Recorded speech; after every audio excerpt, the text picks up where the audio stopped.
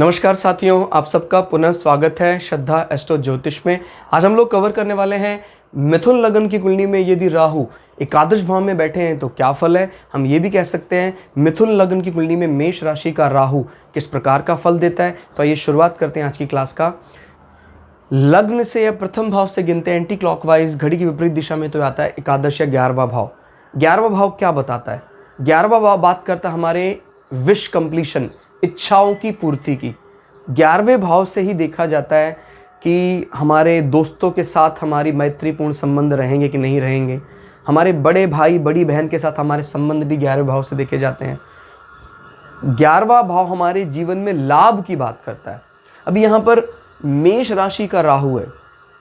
याद रखिएगा दोस्तों, कहीं भी मेष राशि का राहु होगा, इसको मैनेज कर पाना बहुत कठिन होता है। जीवन के शुरुआत के 15-20 साल, बहुत बड़ा टाइम पीरियड बता रहा हूँ मैं आपको, उठा पटक चलती रहती, इच्छा पूर्ति नहीं होगी। आपने जो तय किया है वैसा मिल पाना तो करीब करीब असंभव ही है। अगर आप जीवन के जैसे 10 साल का कोई बालक है, वो सोचता मुझे ये चीज़ यहाँ मिल जाए, कभी नहीं मिलेगी। पढ़ाई के विषय में कोई चीज़ सोची, बहुत बहुत कठिनता से ही वो अपनी चीज़ों के माने जो उसने तय किया है कुछ, उसको पूरा कर पाएगा। लेकिन ऐसा ग्रंथों में लिखा है कि मेष राशि से राहु की इतनी ज़्यादा शत्रुता हो जाती है, जैसे इसको मृत्यु दंड दे देता है राहु मेष राशि को। लेकिन मृत्यु दंड के बाद जब फांसी पर लटकाने का दिन आता है, मैं उसी दृष्टि से आपको बता रहा हूँ किस प्रकार की दया का पात्र बनता है। तो राहु को ऐसा लगता है मैंने उसको इतना पीड़ित कर दिया, फांसी तो ना ही दी जाए इसको। तो राहु उस पर दया करता है फांसी वाले दिन। तो इस प्रकार की बात आती है कि मेष राशि का राहु पूरी तरह तहस नहस करने के बाद अंततो गत्वा उस पर खुद ही रहम कर देता है। और जब रहम करता है तो उसको अभय प्रदान करता है राहु। यानी आपने मान लिया है, स्वीकार कर चुके हैं कि जीवन में आपके कभी भी लाभ नहीं आएगा आपको, और उसके बाद जब आप कमाने के दिन शुरू होते हैं, वाकई ही ये राहु वो फल देता है। यानी ट्रेडिशन से हटकर चीज़ों से लाभ आते हैं। प्रायः ऐसी स्थिति में राहु चाहे कर्म क्षेत्र में आए चाहे प्रथम भाव में आए, जो मूल हमारे ट्रेडिशन चल रहे हैं, हमारे रूढ़िवादी सोच से अलग ढंग से वो लाभ की प्राप्ति करता है। उसका कोई भी लाभ का जो सोर्स होगा वो साधारण नहीं। जैसे यहाँ पर मेष राशि का राहु आ गया, तो आपका जो कर्म होगा वो एक साधारण व्यक्ति के कर्म की तरह नहीं, भाई जॉब मिल के कर रहा है, नहीं, एक अलग राजनीतिक कर्म की बात करता है। अब ये राहु सॉफ्टवेयर इंडस्ट्री से इनकम या कहीं ना कहीं रॉयल्टी से होने वाली आय, मंगल संबंधी आय, इस प्रकार की आय की बात करता है। लेकिन इस पॉजिटिव प्रभाव को आप जीवन के एक बड़े दौर के बाद ही ऑन करेंगे। इसलिए जब कोई भी व्यक्ति, मैंने बहुत लोगों को या ज्योतिषियों को भी मैं कहते सुना है कि भाई मेष राशि का राहु खराब होता है, कई कहते हैं मेष राशि का राहु अच्छा होता है। अब ये क्या चीज़ है आप उसको खुद समझिए। हमेशा मेष राशि का राहु खराब फल ही देगा, लेकिन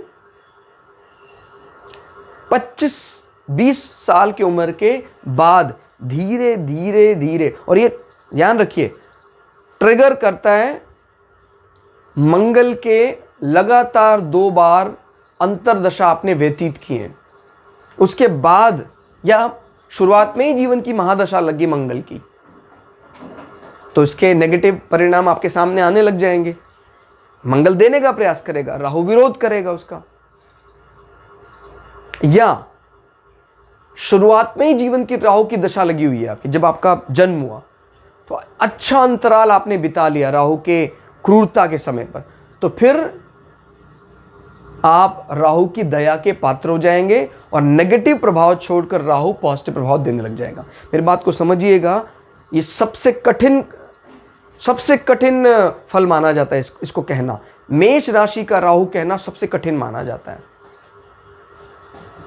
मतलब पॉजिटिव भी है और नेगेटिव भी है। इनफैक्ट इनके बड़े भाइयों को बहुत संकट रहता है, कई बार उनके प्राण तक चले जाते हैं, बड़े भाई बड़ी बहन, स्पेशली बड़े भाइयों को लेकर। बड़े भाई या तो होंगे ही नहीं, होंगे तो बहुत कष्ट होगा उनको। और अगर बच जाते हैं तो निश्चित रूप से जीवन के दूसरे पड़ाव में यानी 25-30 साल के बाद उन भाइयों को इससे, इस जातक से फायदा मिलेगा। दृष्टियों की बात करते हैं, 1 2 3 4 5। राहु की ये दृष्टि अच्छी नहीं मानी जाएगी।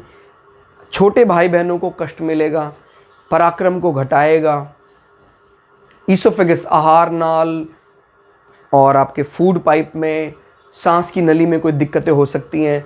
कोरोना वायरस कोविड-19 में स्पेशली तीसरा और चौथा भाव अफेक्टेड था, जिसका उसको काफ़ी ज़्यादा दिक्कतें आई। और इनमें प्लैनेट मून और मरकरी भी अगर कमज़ोर है तो फिर ऐसे लोगों का बचने में भी दिक्कतें आ गई, क्योंकि मून रिस्पॉन्सिबल है हमारे इमोशनल डिस्टर्बेंस के लिए, और मरकरी हमारे नॉट इम्यून सिस्टम, हमारे बात करता है न्यूरोनिक सिस्टम की, नर्वस सिस्टम की। 5 6 7 सातवीं दृष्टि को मैंने कई बार बोला इंपॉर्टेंस नहीं देनी है, कम देनी है, अंधे की तरह मानना है यहाँ पर। 8 9 नवीं दृष्टि हमारे प्रेम संबंधों में कमी करता है, कमज़ोर करता है, पार्टनर को दुखी करेगा। आपकी इच्छा पूर्ति, आपकी इनकम सोर्सेज को लेकर आपका पार्टनर काफ़ी ज़्यादा अप्रसन्न रह सकता है, उसकी अप्रसन्नता। लेकिन इस प्रभाव को कम आंकना है कब? बृहस्पति बहुत मजबूत स्थिति में, यहाँ का स्वामी उच्च का होकर यहाँ बैठ जाता है, तो ज़्यादा इंपॉर्टेंस उसको नहीं देनी है। तो कुल मिलाकर राहु का ये फल एक चमत्कार के इंतजार में है, और चमत्कार जरूर होगा, लेकिन जीवन का एक बहुत बड़ा पोर्शन तहस नहस करने के बाद। तो क्लास आपको कैसी लगी कमेंट करके जरूर बताइएगा। मिलते हैं अगली क्लास में, तब तक के लिए जय श्री भगु पराशरा, जय श्री शुक्राचार्य, नमस्कार।